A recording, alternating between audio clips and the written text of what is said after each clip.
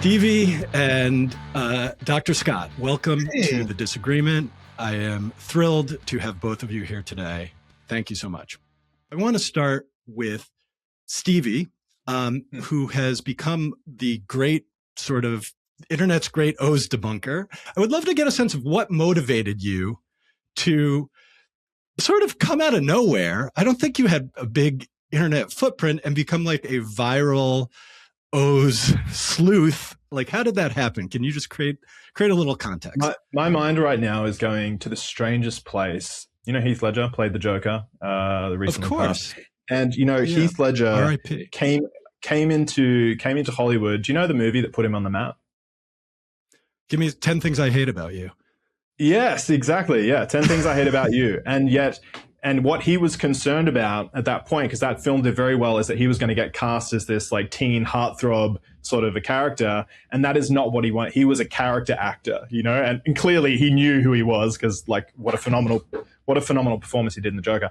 That's what's going through my mind as you're talking about me as this like O's debunker. And I'm like, you know, there's so many comments in the video where people are like, hey, you got to do Darren Brown next, or you got to do like this magician here next. I'll probably never do another video sort of like on this particular topic. But in terms of what motivated me to do this, it was probably the comment section on the videos of O's performances.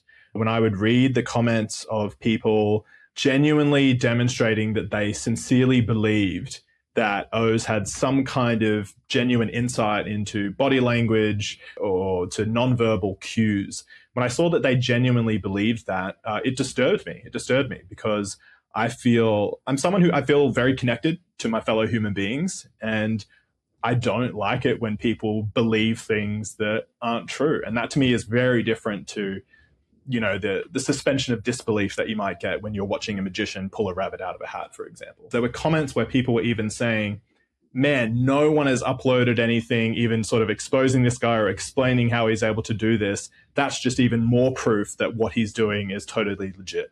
And it just felt like the sort of voice in the back of my head was saying like, man, if no one's going to do this, I've just got to do it. You know? And so I did it. Like, what background do you have in any of this, if any? You're sort of, as I said, you're sort of a mystery on the internet, so you can share whatever you'd like. Do you have any background in magic? Or I learned a couple of tricks when I was in high school. You know, I can do a card force. I guess I didn't know it was mentalism at the time, but I've experimented with doing a trick where you force someone to choose a card, and they have no idea that you forced them to choose that card, and then to lean into the acting and the performance of pretending to figure it out. You know, I liked acting. I liked theater when I was a kid, and I could do it pretty well. And there was something intoxicating about it, because I could genuinely convince the people who knew me in my personal world that I could read them to figure out what card they just chose from the deck. And it does give you this kind of, like, you get this respect from people, you know, you'll get, and completely like unjustified respect, but people start to give you that respect. And I couldn't handle it. The guilt came out too much, and I would have to immediately. You're a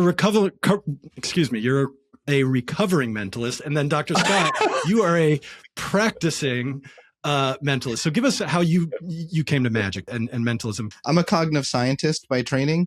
I have a PhD in cognitive psychology. I've always been fascinated with exceptional ability and, you know, like giftedness, like gifted education programs, and genius and intelligence. I've been trying to redefine intelligence, and I've written books on that topic. So I come from that background. My introduction into the world of mentalism was with Darren Brown in 2009 when I was teaching my cognitive psychology course at NYU.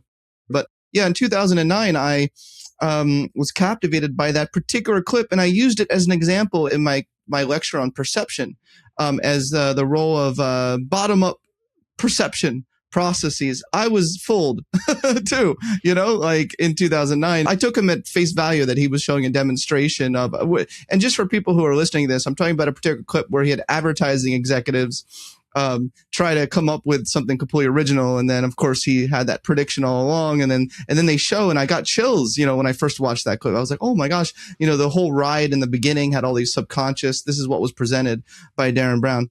So I've been in love with mentalism ever since 2009. But it was only the past 5 years or so I saw a show by Jerry McCambridge in Vegas, and it's something just came over to me. And this is what's interesting, because I think there's different paths one can take with this. I feel like I get Stevie, like I get him where he's coming from, and I appreciate his intelligence, his critical thinking skills. I had the same reaction, but I went in a different direction. And I think it'll be interesting to discuss the different directions one can go in when you've had that reaction. When you're a nerd, I think we're both, probably self-acclaimed nerds. I think he said it in his video once. He's like, oh, I'm a nerd. So it's fair to call him that. And the nerd in me, I was like, well, it's time. It's time for me to go down this rabbit hole once and for all and find out what in the world are they doing? Like, is this real mind reading? Like, if it is real, I need to figure this out. So I've been down this rabbit hole, obsession, which has led me to fall in love with the art of mentalism and get deep into the community. And the more I've gone down that rabbit hole and I've realized the effect you can have on people with mentalism emotionally, maybe even try to change their lives. There's an interview in Big Think where I talk about my vision for mentalism to combine positive psychology and use it to inspire people, and using the real psychology that I've studied, infuse that in a way. So in a way, use mentalism a way to illustrate my real studies. So I went down that rabbit hole, but it didn't cause me to become motivated to expose them. And I think we should talk about the ethics of what Stevie's doing. Stevie's talking about the ethics of what mentalists are doing, but I think we really need to have a conversation about the ethics of what he's doing. Yes. So it led me down a different path where I really respect and guard the secrets, because I know that it's a really complex art form that is a beautiful art form. There's a lot of interesting stuff here. So Stevie, if you had to break down your ethical critique of what Oz is doing, let's keep it focused on Oz, because he's now famous enough where people know him and what we're talking about, because we'll start there and then we can work our way to the ethics of exposure and other things as well. But I want to make sure we crisp that up. I suppose it kind of bifurcates into two main categories, I think. And the one is, like, if you've watched the full 5-hour video, which you said that you have, Scott, then you would have seen that I do a little sort of very quick layman legal analysis in terms of fraud. Specifically in relation to the fact that he is selling a book. And that comes down to the fact that he is representing skills that he does not have, which I think is part and parcel of what mentalism is, although I don't know how deep into mentalism we're going to go. I know that there are some aspects of mentalism that don't involve any deception, for example, and it really is sort of what it appears to be, although that's a very different thing to what Oz is doing. But then using that to then justify essentially some kind of marketing scheme for his book, where he's using even, I think, rather pernicious kind of qualifiers like, I'm not a psychic, I can't read minds, only to just butter people up into the lie that he is, this master of, body language or nonverbal cues, which he isn't that either. The bait and switch marketing tactics, of, really creating the impression that if you buy this book, you're going to learn about the skills that are, the core of what he does in terms of reading people, and then, switching that out with, but I'm not going to teach you how to guess people's card or, their first crush or anything like that. I'm going to teach you how to use mentalist skills in the real world. I think that's just, I just finished my law degree, so I'm halfway through my diploma before I'll be admitted to the US. But for me, that's a misrepresentation. I just want to crisp up how we're defining mentalism. And I took my son to see an Oz performance a month ago here in Boston. It's the stuff that truly moves the needle for him, and as a complicated, I guess, fan of his, like, it's the pick a random person in the Medford Chevalier Theater and guess who that person's high school crush is. That's textbook mentalism. Yeah. That's okay, great. Great. 13. I mean, if you look at like the 1890s, mentalism, that's how it's. Yeah, let's not give Oz any credit, more than he needs. But like, are we defining it in terms of the effect? Are we defining it in terms of the effect, or are we defining it in terms of the method? They're pretty intertwined, right? Well, the idea is that you could perhaps, perhaps there was a way to genuinely not know who someone's high school crush is when you choose them out from the crowd, and then somehow guide them through some kind of extraordinary process of elimination where you really do start to nail in and figure out what that name is. I imagine that there are some tricks like that. They probably have a very high failure rate, but there is probably a method that looks something like that. I don't think Oz is doing that at all. We're really talking about pre-show, like ultimately. His pre-show method and the pre-work he does. I think one thing you have to understand and know is that the mentalism community is a bit divided about this as well. And we have a lot of serious debates and discussions on like inner Facebook groups. I don't know if Stevie's a spy on any of them, but where we have these really deep, it's really divided. And a lot of my friends in the community are uncomfortable with how he's presenting what he does. And I also want to say, I really hear what Stevie is saying. Something that pisses me off is that the TED Talks, the way they are presenting this is a lie. So, and this is where I think I want to start with a big agreement with Stevie. So I'm right now looking at the subtitle and it pisses me off too, because I do value the truth like Stevie does. Like I'm a scientist, like I'm like a top 1% cited scientist in the world. Like I care about the truth. And it says it's how to read minds without magic. That's the headline of the Oz Perlman talk at TED. And he does.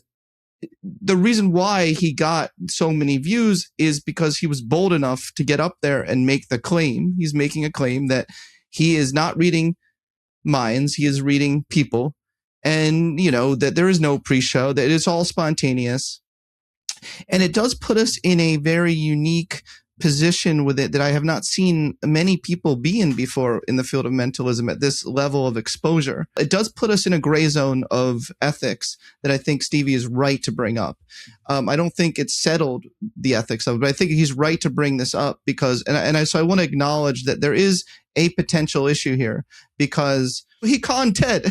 Like, let's be honest, the whole TED. I don't think the producers I think the producers bought into it as well. I mean, you say that he may have conned TED and he conned the producers. I think in some instances that is the case, but in the case of TED, in all likelihood, he used a bone conduction device to, when he throws the frisbee out and he brings that audience member, Greg or whatever his name is, on stage, and then gets him to guess the name of, Barack Obama, which someone else has chosen before the show, and Oz already knows.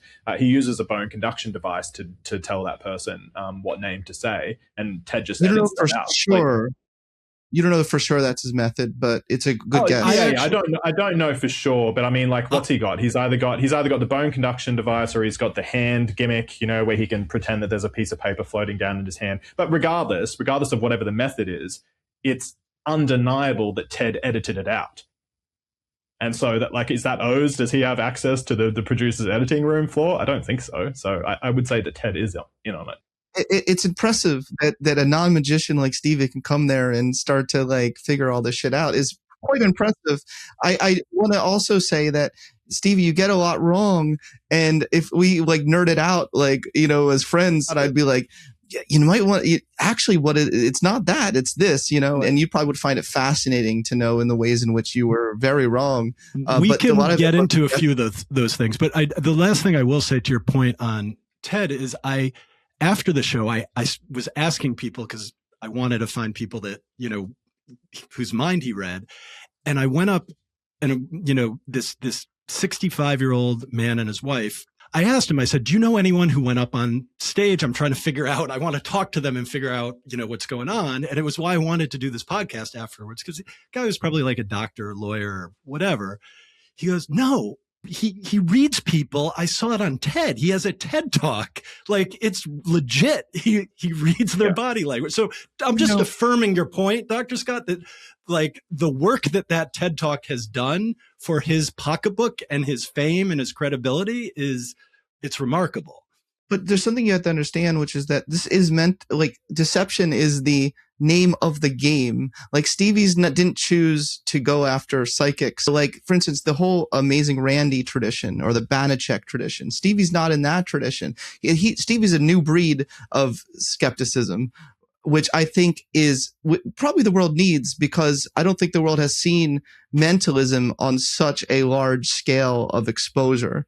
Maybe Darren Brown is an exception with the TV, but Darren Brown got a lot of shit when he first started out for lying about his methods in the same way. I want to get to Stevie's second critique. Why is it not just magic and we should all be chill about the deception?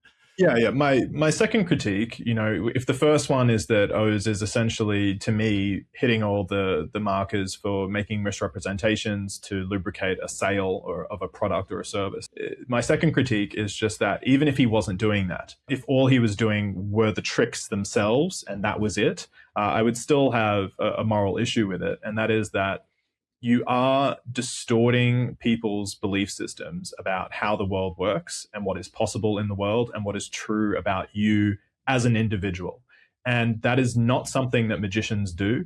When a magician says, pick a card, any card, or look at my hat, it's totally empty, and he pulls out a rabbit, the average, ordinary, reasonable person understands that a magician is utilizing deception in some way that transforms what they're doing into essentially a kind of puzzle. And regardless of whether your attitude towards that puzzle is, wow, that's a really amazing puzzle, I have no idea how you did that, that's cool, thanks for putting me in touch with my inner child and my sense of amazement and wonder. Or whether you are, you have a different reaction to that, which is, man, how the heck did you do that? Because I can't see how you did that, and I really need to figure out how you did that. And that to me, that drive is quite beautiful, because you need that. You need the desire to figure out how things are actually working, because that's how you get Thomas Edison inventing the light bulb. It's this sort of inexorable drive to figure things out. And I think magicians are really important in that sense, because they highlight our vulnerabilities, they highlight these puzzles. But the mentalist shuts down that process entirely by saying that there is nothing to figure out. I've already told you what there is to figure out. I'm just reading people. I've spent 30 years developing this skill. That's the explanation. Go home. And that has the effect on people. Like initially, when I wrote some posts online before I made any kind of video, I just wanted to bring this to people's attention that, when he's on Joe Rogan and for 3 hours, he's talking about how inside his mind, he's like the Jason Bourne of cold reading, he's just picking up all these cues about people all the time. That was so cringy. Oh, God. It is cringy, right? But on the one hand, it's cringy. But then on the other hand, when you start to talk about the fact that he's bullshitting when he's trying to say how he's reverse engineering these 4 digits that, Rogan just came up with, and he's able to get back to the PIN code. When you see people say that, what are you talking about, man? There's no trick there. He already told you how he did it, right? He's going through the numbers one by one. That to me starts to get dangerous, and we'll get more into this. But I think when you believe false things about the world, it's going to impact how you view other things about the world as well. Tell me if I have this right, but essentially what you're saying is that magicians operate within a safe cocoon of magic where there's a sort of social contract that there is a known deception, and the answer to it is a magician never reveals their tricks. I mean, Oz actively distances himself from magic. At the show I went, in the live show, he said, I don't do magic. I don't do magic tricks. He said it like 4 times throughout it. So he's actively distancing. And they do reveal the trick. He reveals it. He revealed it 7 times. I don't read minds. I read people. So how do you respond, Dr. Scott, to the second critique that Stevie made? Just that fundamentally, this distorts people's worldview, that people walk away from the show believing things that are untrue, and that has real world impact. I think he's being a bit harsh on magicians in general as well, because he could make the same argument from any Penn and Teller show that you go to as well. I don't quite see how that's the case, but I'm interested in how you see that. Yeah. I felt like I just complimented magicians quite hard, actually. No, that's true.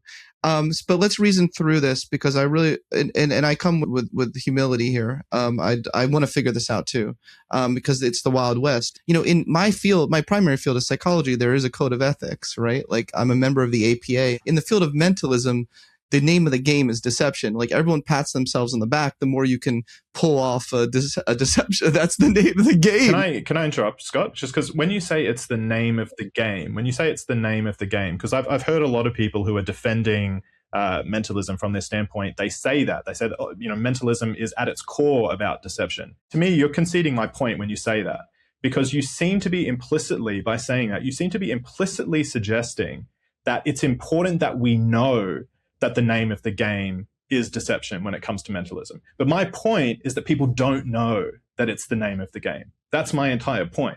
My point is that when you say mentalism to people, they don't think deception, magic tricks, sleight of hand, pre-show. They don't think dual reality. They don't think anything like that. But they do think that with magicians. They don't think that with mentalism. So I'm not sure how it's a very strong rebuttal for you to come in and say, dude, it's the name of the game. Mentalism, it's all about misdirection. People don't know that. That's the point. They know that about magicians. They don't know that about mentalists. Well, hold on. You don't think that when people go to a mentalism show that they're aware that they're going to see entertainment versus going to see a psychic reading? Your argument in a way is that mentalists are leading on people in the same way that psychics are leading them on. Is that, would you say that is the case? Is that how you feel about the situation? In the same way? You mean in the sense that they're trying to genuinely convince them of something that isn't true? Yeah. I mean, magicians do that. By the way, I want to say I do see mentalism as a form of magic. So whereas you have sleight of hand with magic, I just see mentalism as sleight of mind, or, like you're in a way you're manipulating information as opposed to manipulating cards or physical props. I think that's important that we clear up this disagreement, Scott, because a magician can use the exact same methods that a mentalist uses. He can use the exact same props, the exact same pre-show dual reality.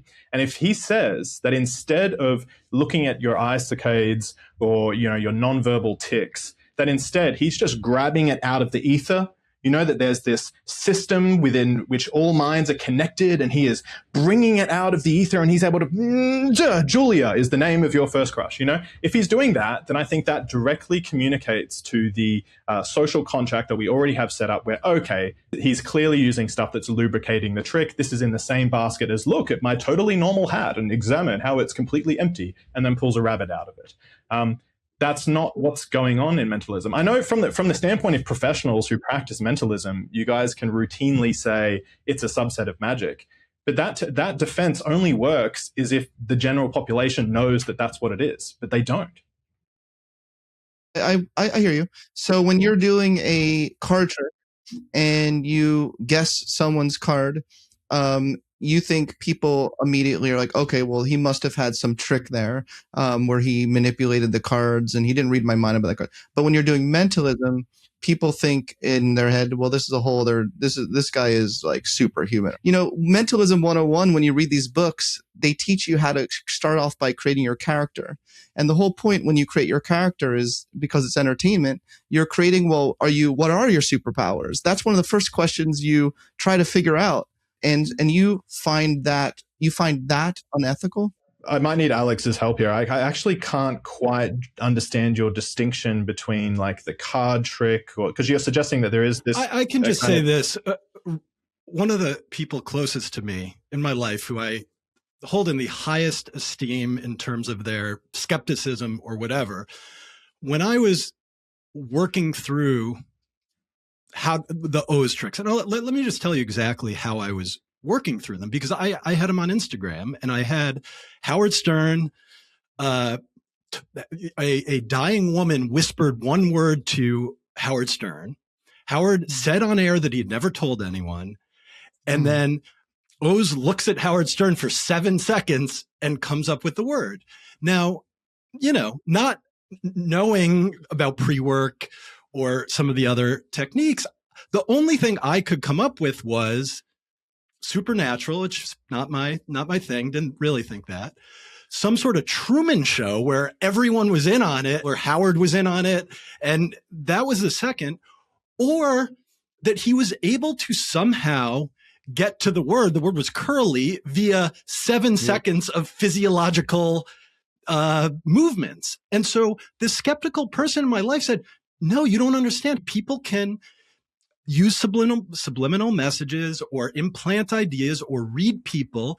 And just like the 60-year-old lawyer after the show, I mean, people truly, truly see mentalism as a use of psychological conditioning and psychological reading. They bracket it very different than magic. I mean, they look at it as something totally different. Here's the difference.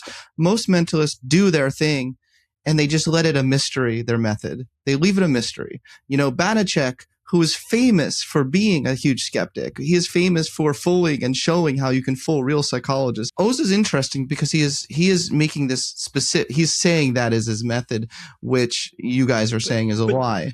Yeah. Most mentalists. So you don't do that, Scott? You don't when you're doing a mentalism, like, I'm sorry, I haven't seen you perform, but I'm just like, as far as I'm aware, like every mentalist that I've seen utilizes the false explanation. You don't tell people that you're analyzing how their eyes are moving or how they're, pronouncing different words or anything like that. You're not giving false explanations when you do your tricks.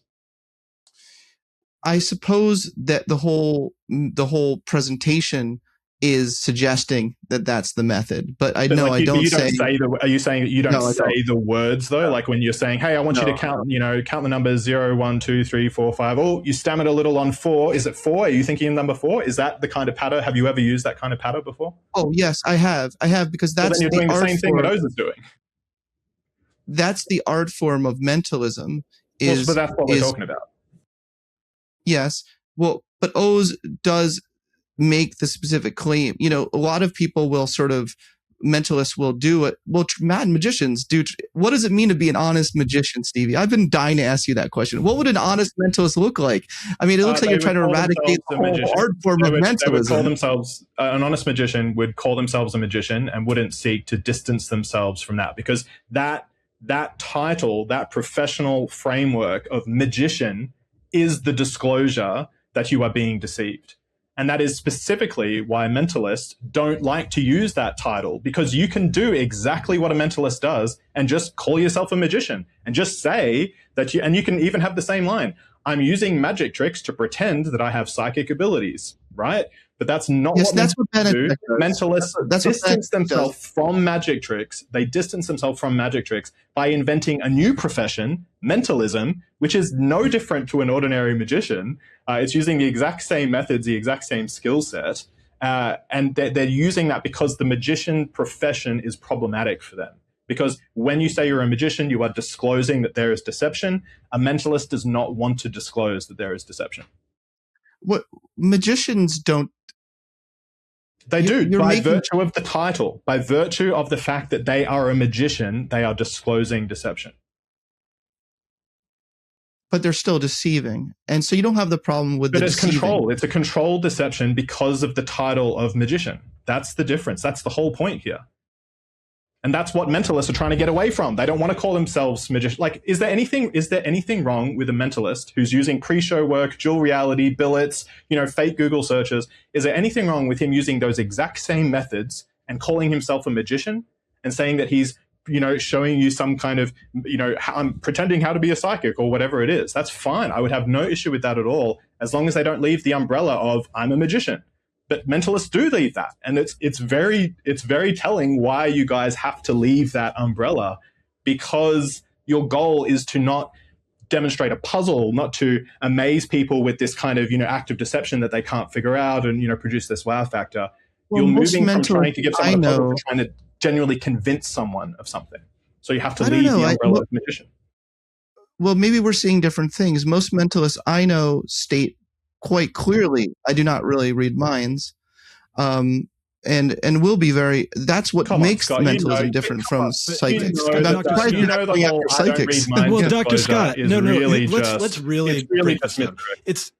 Oz says I don't read minds. He says I read people, right? And so the act of mentalism, I think at one point, Steve, you used word misinformation, but the misinformation comes out in the reading, the fact that I can look at you, and this is the O's. I'm using O's, not no one beyond that. But what this very smart skeptic, close person, family member of mine said, I can look at you, I can read your physiology, and then I can get at your high school girlfriend.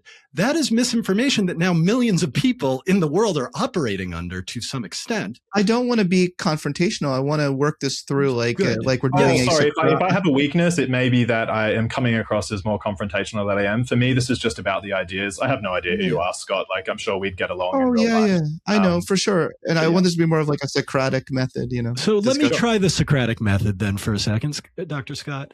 I think the thing that we're getting hung up on a little is like, what is the difference between mentalism and magic? And then, is there a difference? If so, what is it?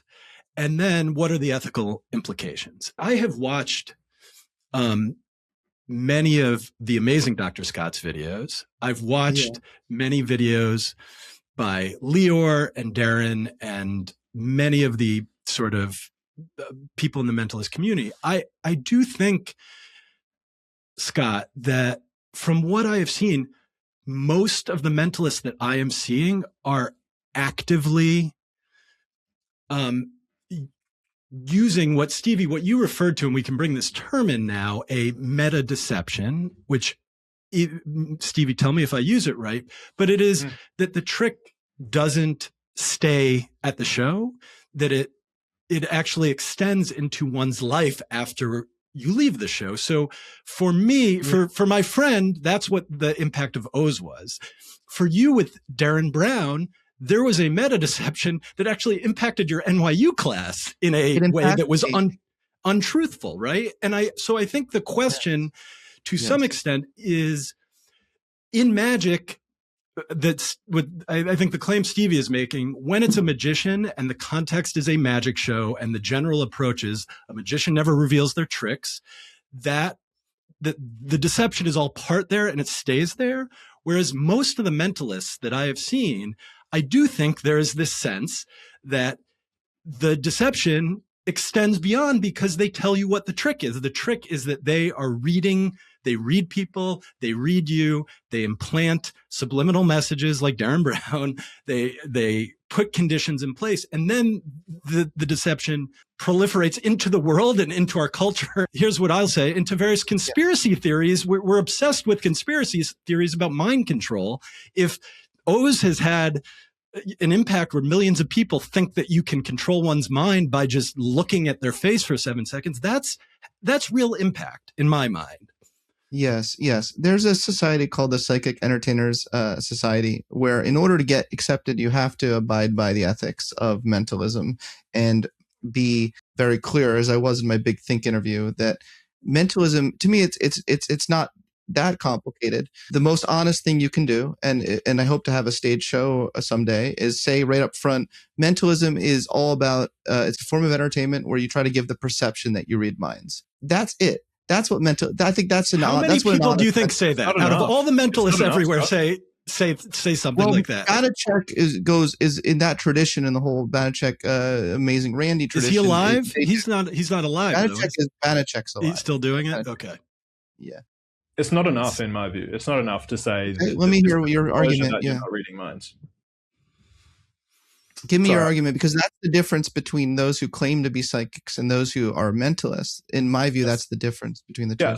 So I think a big part of the techniques of mentalism, and maybe one reason why myself, as someone who is not a trained magician and knows about as many magic tricks as anyone else sort of does, a card trick here or there, is because I am drawn to the legal profession. And in the legal profession, we don't fight with numbers. We're much more dishonest. We fight with words, and words have incredible power and they have incredible persuasive ability. And that's our whole gig, is we understand how words impact people, how they impact judges, how they impact others, promises that you make. It all comes down to the words that you choose and the words that you use. But we can even look at this word trick. If you disclose to someone that what you're doing is a trick, then maybe, to someone like yourself, Scott, then that's disclosure, that there's deception involved. What I'm doing is a mentalism trick. Okay, there you go, right? You're not conning anyone at this point. You've, just like the magician, you've told them there's deception up and coming. And yet, I've got my dog lying down here behind me. If I want, I can tell him to pop and he'll get up on his back legs and he'll stay there until I give him a treat. And what do we call that? Well, we call that a trick. And so the reason why the word trick is used, and maybe the reason why I've cottoned on to what mentalists are doing, is because I understand that you deliberately choose words that have these double meanings in them so that you can, on the one hand, make it seem like you're being honest and disclosing the fact that there's deception, but you also 100% milk the fact that there are ways of interpreting your disclosure as just further deception in and of itself. And so you can say, I don't read minds. And my disclosure is mentalism as an art form is all about, making it seem like we can read minds when you really can't. It can come down to what do you think it means to say that you can read someone's mind? And that again, there is a double interpretation there. On the one hand, people see I can't read minds as what? I don't have telepathic powers. I don't have some kind of way of connecting, my radio frequencies, my gamma waves to your alpha waves and like discerning what's going on in your head. That's what that disclosure sounds like. But to some people, I don't read minds also means I don't read body language, that I can't study your nonverbal communication and figure out what your mind is thinking. And so therefore the trick must lie elsewhere. There's a whole portion of people who don't interpret that disclosure in that way, the same way that they will hear that what you're doing is a trick and they're just going to think, oh, okay, so you're, the example I use in the video is a kickflip, or teaching a dog to sit or do something. That is a rehearsed skill, and Oz leans into this. I've been developing this, reverse engineering the human mind for 30 years. That's the kind of word that he wants to use here. And that's why when you explicitly, what's a less ambiguous word than trick? An illusion. And I highlight this in the video where Piers Morgan directly asks Oz, is what you're doing ultimately an illusion? And now if he's an honest mentalist, you say, yeah, sure, it's an illusion. But he doesn't. He says, oh no, illusion can mean different things to different people. Right. and then goes into, but are you saying that, I'm getting it out of the ether, or there's some kind of psychic powers that I'm using? No, it's all 100% scientifically verifiable methods. And that again, there's more dual reality in that. 100% scientifically verifiable methods, like sending someone to a fake Google search, is that a 100% scientifically verifiable method? Yes, it is. I guess it is, isn't it? Right? It is in a sense. Is that how people are interpreting that? No, they're thinking 100% scientifically verifiable is I'm looking at how your eyebrows are twitching. So it's this equivocation that's the problem, and it's deliberate. Like you can't play stupid, Scott. You know that's what you're doing. Hold on, I'm not playing stupid. I think that you're a little too arrogant about what you think is going on with mentalism, and you need a little more humility about specifically the methods that mentalists use. So there are, you haven't gone all the way down that rabbit hole. There are, what I love about mentalism, because I love puzzles and I love the really complex stuff. There are really complex methods that do require you not to do pre-show, but do require you to, on the spot, figure out based on lots of information and probabilities and reading people. You're being really hard on those. This is why Alex defined mentalism right at the start of the show. We specifically said mentalism is going to be, and then you called it textbook mentalism, which is, making it seem like there was no pre-show when there really was pre-show. That's the kind of stuff we're talking about. So I fully said from the beginning, I said that I understand that there are forms of mentalism that don't involve any deception. I was very open about that. But that's not what brings the butts to the seats. The stuff that really slaps is the stuff that requires that pre-show work. Stuff. Some mentalism does involve reading people, though. Is all but it's not what we're talking about. The thing that you're kind of like trying to criticize the whole field of mentalism, though. I'm trying to figure out the ethics of you exposing like some of the methods that you did in your video and potentially putting out of business professional mentalists. I know you have no qualms about that, but there are a lot of mentalists that are quite upset. Okay, so you have zero qualms about that, but there are a bunch of mentalists who are quite upset that you have done that, and that is literally their livelihood.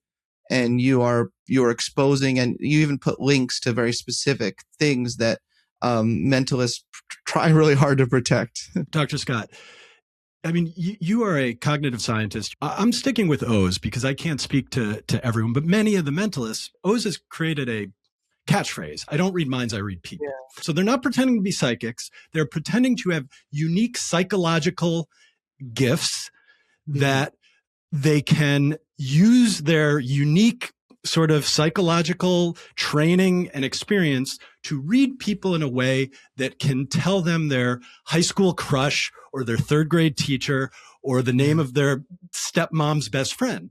Now, you're a psychologist. When they do this, they put into the world all sorts of hilarious misinformation, bad information about psychology, right? It's like, that guy's definitely a dude because his curly Q looks a little different than that curly Q over there. And that person has red hair. I can tell she has red hair because of the way you wrote your G, the tail on your G. They are actively polluting your field on a scale that is massive.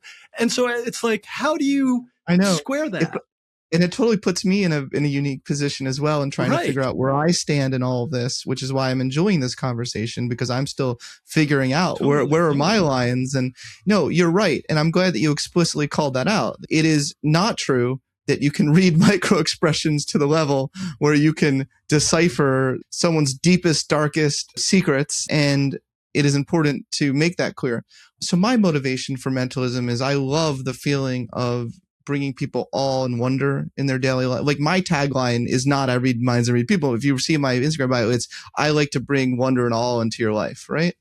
And I see it as a great tool for being able to do that. I don't think Stevie is he's not like the target audience. Like if you're a mentalist and you see Stevie at a party, you're going to avoid Stevie like the plague. He's not why you're there. You don't enjoy what you're doing because of the Stevies in the world. You enjoy what you're doing when you get a reaction from someone that's like, whoa, I just experienced something in my life that has like elevated my consciousness, my experience of the world. And maybe that's what pisses Stevie off. It's at what cost? Right? I have enjoyed a lot of TED Talks. Entertainment. They were based on bad social science. And I spent years thinking the wrong things about the nature of human life and human psychology. To me, that's the question. If the cost is polluting your own field's information ecosystem and making people think like they're colonizing our consciousness, and that you can colonize the consciousness, which feeds into all sorts of conspiracy theories, like that's where I start to get frustrated, because our minds are sacred. No one can enter them. It's the one sacred private space. Have you watched the telepathy I don't tapes? want people. Yeah, I did a podcast on the telepathy tapes. They're total bullshit. And I see mentalism honestly like right in the same family of total bullshit, and making people think that our minds can be colonized in ways that are just not true. It's just, to me, that's the calculus. It's a great conversation, because as I put together a show, I've been trying to figure out how to tell true, accurate information about psychology, and then do like examples or illustrations using mentalism. It's a fine line, you're right. But can you not make the distinction between science and entertainment? I'm not convinced that the arguments you're making towards mentalism you can't also make to magic. I feel like you have a particular bee in your bonnet over Oz, that if you were being honest about, like if you watched any episode of Fool Us, Penn and Teller Fool Us, I mean, the whole premise of the show is everyone's trying to deceive Penn and Teller. But most magic tricks, you can't be honest. You can't be like, I'm going to make your ring vanish, right? You can't be like, just so you know, like, I'm not actually making your ring vanish. I'm using a whatever, et cetera, et cetera, et cetera. No, like that's the whole point of that form of entertainment. So I'm a little bit confused. Yeah. Yeah, sure. So I'm not convinced that I'll be able to convince you, but nevertheless, I do think that I have a sound logical case. And so you bring up Penn and Teller Fool Us. I love watching Penn and Teller Fool Us. I've seen many episodes, and I said at the beginning, I think magicians are important. I think that magic tricks are important. There's an utter compatibility between magic tricks and psychology in terms of the profession, because magic tricks demonstrate to you the vulnerabilities in your assumptions about the world. Right? You think I'm just lifting the top card off this deck because it all, seems, oh, guess what? I can actually lift 2 cards off the top and it looks like I'm lifting 1 card off. And then that little assumption that you've made now allows me to make a card magically go through the whole deck, you know? I think that is beautiful. It's one of my favorite things that I learned as like an 8 or 9-year-old when I discovered that, when someone did a magic trick to me and I go, wow, that's not how the world works. How the heck did he get that to happen? And then you figure it out. And then it becomes a journey of self-knowledge and of self-actualization as you figure out your own vulnerabilities. And then that actually makes you stronger when you go into the world. Because now you understand that there are these pernicious con artists out there. There are people in all walks of life, in many different professions. Literally every single profession will have these kinds of people who will look to exploit your assumptions for the sake of their own personal gain. What you just said helped me create the definitional difference. I think it's all about the goals. I think it's not fair. I'm getting a little angry here about, I want to defend mentalists for a second angry, because come on, let it all out, my friend. That's the indignation. Yes, the disagreement. You're making me mad, like Steve, like Hulk thing. No. The something that I haven't been able to articulate why I've been a little bit bugged, is that you're kind of like attributing this motive. The difference, in my view, between science and entertainment is the goal and the motive. But also, I think you're implying here that the goal of mentalists is to like get something, con them, and get something from them in some sort of nefarious way. And that's not the goal of mentalists. That is the goal of con artists. I would disagree, Scott. I think it's a great point that you bring up, but I think it's a little bit more nuanced. And I think that we can be misled into thinking that con artists are just there to get your grandmother's, last $10,000, or they're there to steal your car, or they're there to sell you a crappy car, that's worth 10% of what you're actually paying for it. We can understand that as a typical con artistry, and I think people are prepared for that. But there's also con artistry in entertainment, because, when you do something that's entertaining, and this is going to lean into the definition of what entertainment is, when you're doing something that's entertaining, ultimately what you're doing is you are demonstrating that you can hold people's interest. That whatever it is you're doing, whether you're making a TV show, whether you're doing a magic trick, whether you're doing a mentalism performance, whether you're a gladiator cutting off other people's heads, whatever it is, you are able to hold people's interest for a certain amount of time. And that is a valuable product. That can be translated into dollars if you want it to. It absolutely can. And so even if you're a mentalist who is just there to make people amazed, and you give those false explanations, it is undeniable that what is happening there is that people are going to then perceive you as the mentalist as having skills that you don't actually have. And so they are then going to attribute to That's you. What magicians do. That's what magicians do. No, because, the difference with a magician is that no one thinks, wow, you have the ability to genuinely pull a rabbit out of a hat, because no one sees a magician do that and then takes off their own hat and says, man, look, dude, I need a rabbit right now. Can you get me one? No one does that. Yeah. No one does that at all. But what do people do with mentalists? People do with mentalists is they say, oh, well, you just guessed my childhood crush. Can you guess my childhood best friend as well that I didn't write on that Google search or that fake billet, beforehand? People do that with mentalists. People do that. People do, have instances where I showed an example in the 5-hour video where they've written 3 numbers in an envelope ahead of time, and gone to do that. And the reason they do that is because you're not a magician anymore who is essentially being upfront with the fact that there is deception involved. You're letting go of that. You're saying, no, there's no deception here. And so you're making a truth claim about reality, and that's different. Yeah. Even if you're not asking them to give you any money, even if you're not tricking them into buying your book about using mentalism skills in the real world. Yeah, that's New York Times bestseller. Yeah. You are still harvesting respect. You're still harvesting status, and it's status that people would not otherwise give you if you were upfront about the fact that there was deception in what you're doing. Okay, so what are you? Are you like the activist against mentalism? Like, are you like what are you? Because you're a new breed of something, because I am very familiar with the whole tradition of like the amazing Rand, people who take on people who claim real psychic abilities.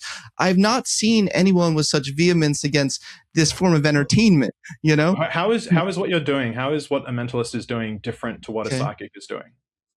Well, I said that 500 times. I mean, mentalists make it clear that mentalism, if you look up what is the definition of mentalism on the internet, it's we try to make it seem like we're reading minds so that we delight an audience, create an emotional. It's the same goals of magic.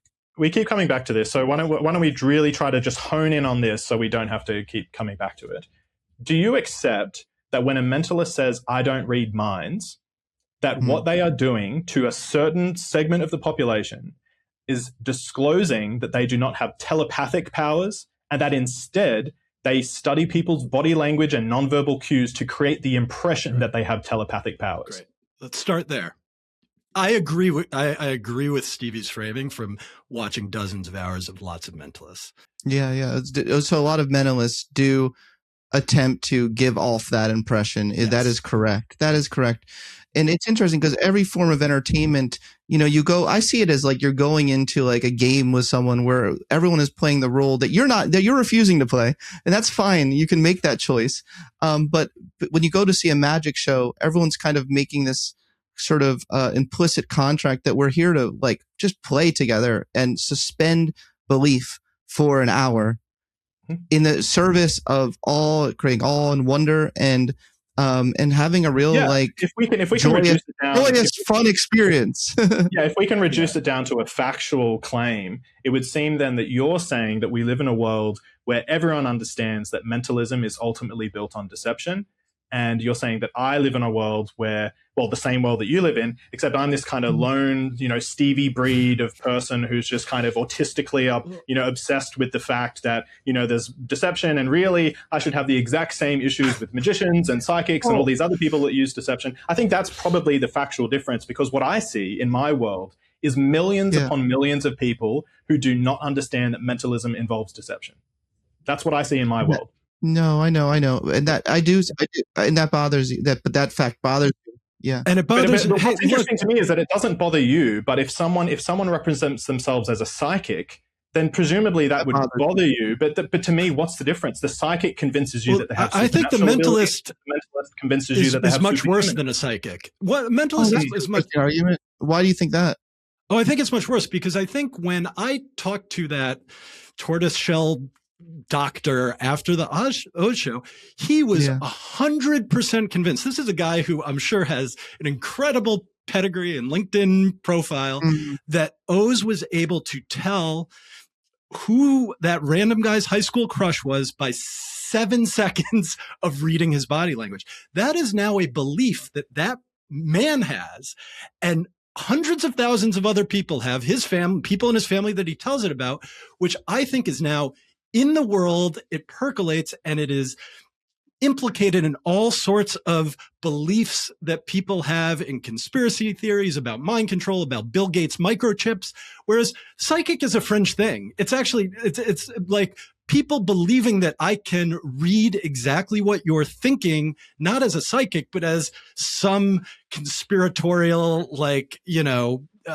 billionaire from Epstein Island or whatever. That actually matters. What people's beliefs in the world are matter. The fact that most mentalists position themselves as people readers, right? Not mind readers, almost not zero are mind readers, but most are people readers, is what makes the reaction, the awe. That is all the awe, right? Like the awe and joy you see is because people are fucking shocked that it could go down. It's true. Why are you guys trying to strip people of that experience, though? I just told you. I literally think it is polluting the minds of millions of people in ways that feed into direct. Scott, did I hear you correctly at the start when you said that the first clip that I analyze in my video is Darren Brown's with the advertising executives or whatever they were.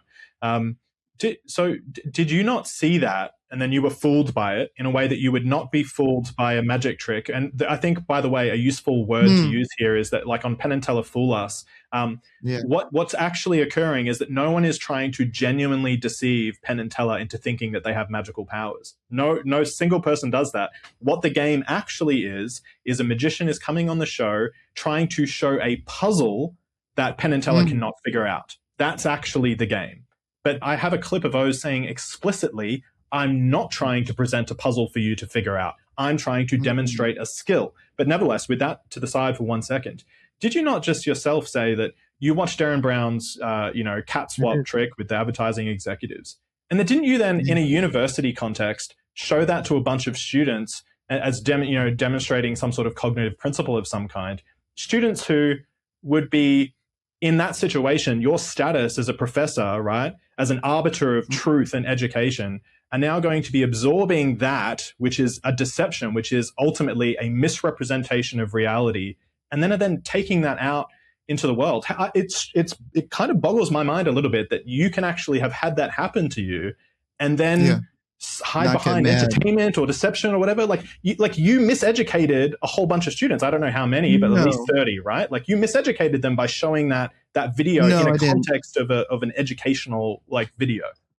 No, I mean, I would disagree with that, because it still was an illustration of the difference between bottom up and top down processing, and it's still, bottom up processing is still real. I mean, the actual knowledge I taught them was real, and so I would say I miseducated them about how perception did put your professorial stamp of approval on the veracity of that video. You did do that. Yes. I thought it was a cool illustration of it. And I am, that's one of the things that when I realized, wow, that wasn't, it took 10 years for me to realize, wow, that wasn't what it was. I mean, video that did it for you, was it? It wasn't your video, but it's interesting because I see some similarities between me and you, which is what's interesting about this, but we went different routes. When I saw this show in Vegas, I was like, this is bullshit. Like, wait a minute. Have I been led? Have I been misled? Like when I showed this stuff at NYU, that's why I went down that rabbit hole.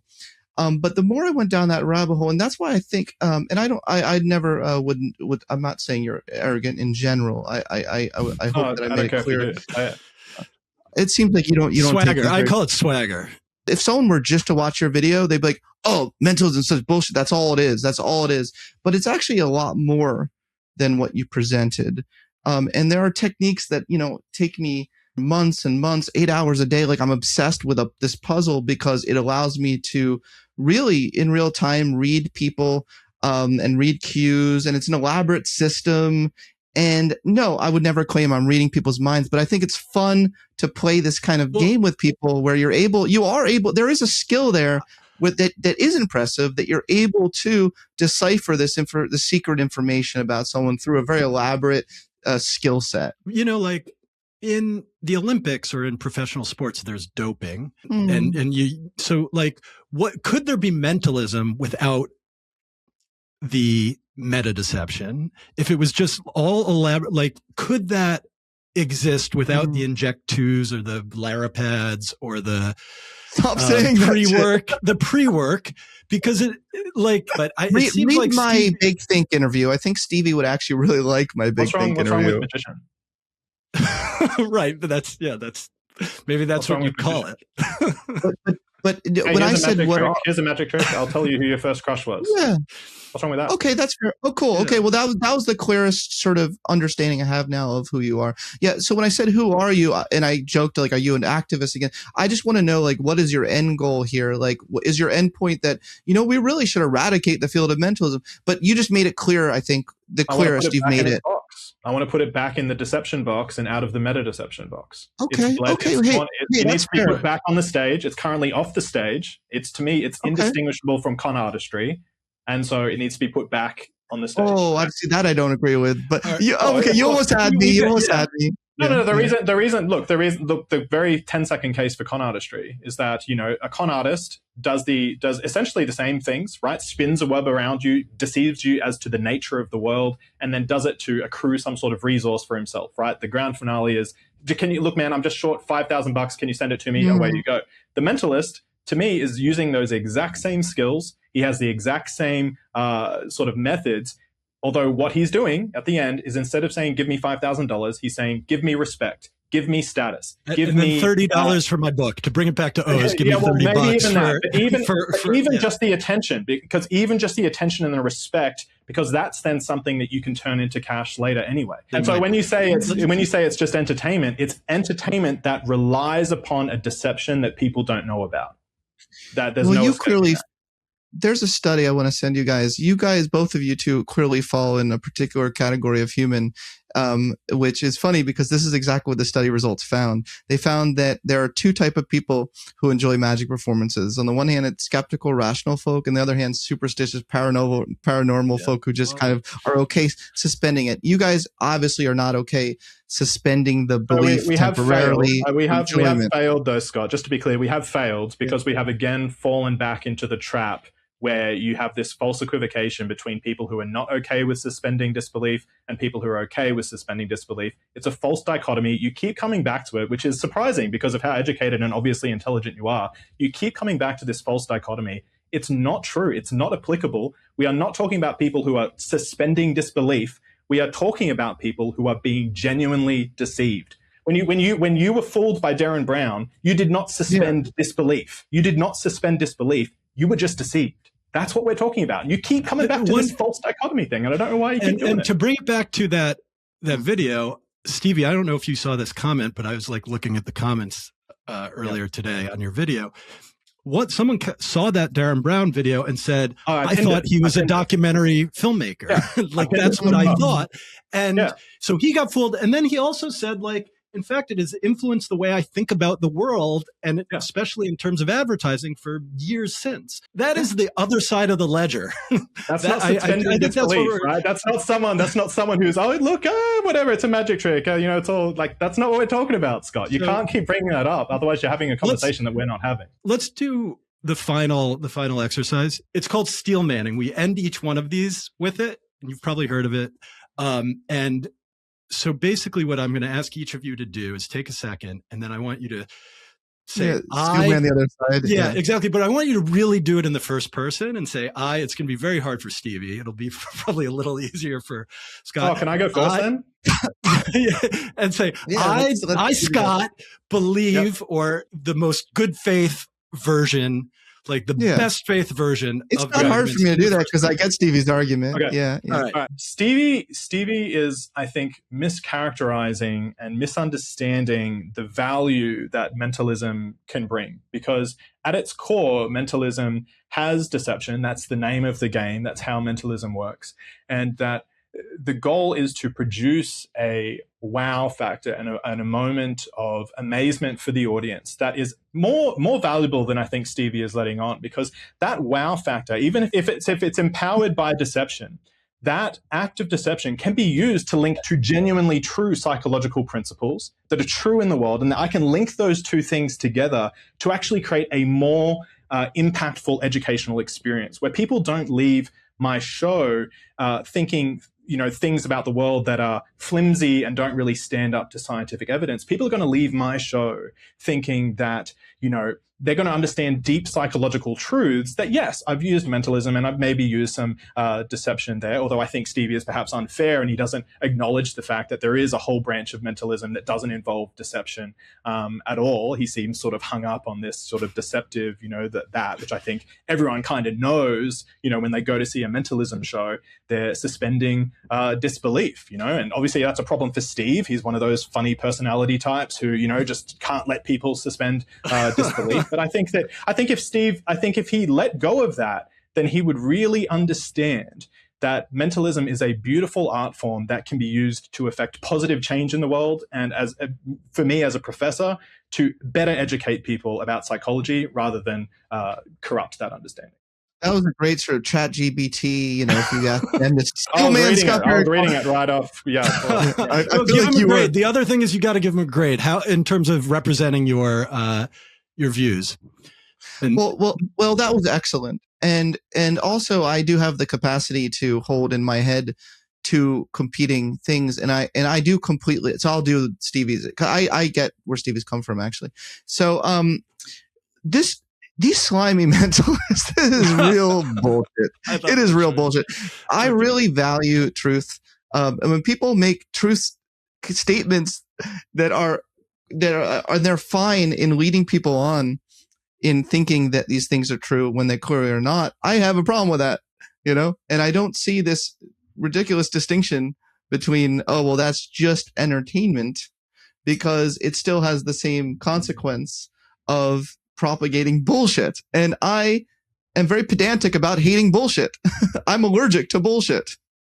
It's something that really bothers me. And I also think that there's a real problem when you are using this stuff to sell books, to blatantly lie and lead people on. A lot of this has to do with leading people on to think that, well, if you read my book, you're going to learn these secrets of the mentalist. And then you read my book, you realize that's not what it is at all. So that's another lie. That's like another, there's so many layers of bullshit here that caused me to break out in hives. No, that wasn't as eloquent as his steel man. I mean, there was an emotional truth I think you represented. Stevie, give Scott a grade. Look, I'd probably give you a B-, Scott. The reason for that, the core thing that I think that you didn't characterize there is that you made me out to be someone who is maybe hyper vigilant in terms of like having this kind of super sensitive bullshit detector. The thing that you missed that I would have given you an A grade for, but I think that if you said this, then I think you would actually leave your side and come to mine, to be honest. Here we go. Is that my problem is not with bullshit. My problem is with many people believing bullshit. And that is what mentalism is doing. Is there a segment of people who believe the psychic charlatans? Yes, but it's a small percentage and I don't really care. But the percentage of people who are actually being genuinely deceived by mentalism is much higher. And so that's where my concern, that's where my bullshit detector activates, if you will. Yeah, I hear you. It'll be really interesting for us to have this conversation again in like a year or 2 years from now and see how my own thinking has evolved and maybe even see how Stevie's thinking has evolved in this topic. I love it. Because I think this is a real, he's touched on a lot of things that I don't think a lot of people have openly discussed. I would love to. Yeah, I would love to make it happen. So I'll stay in touch with both of you and let's do it in 2027. Huge thank you to Stevie and Dr. Scott for having a fun and highly productive disagreement.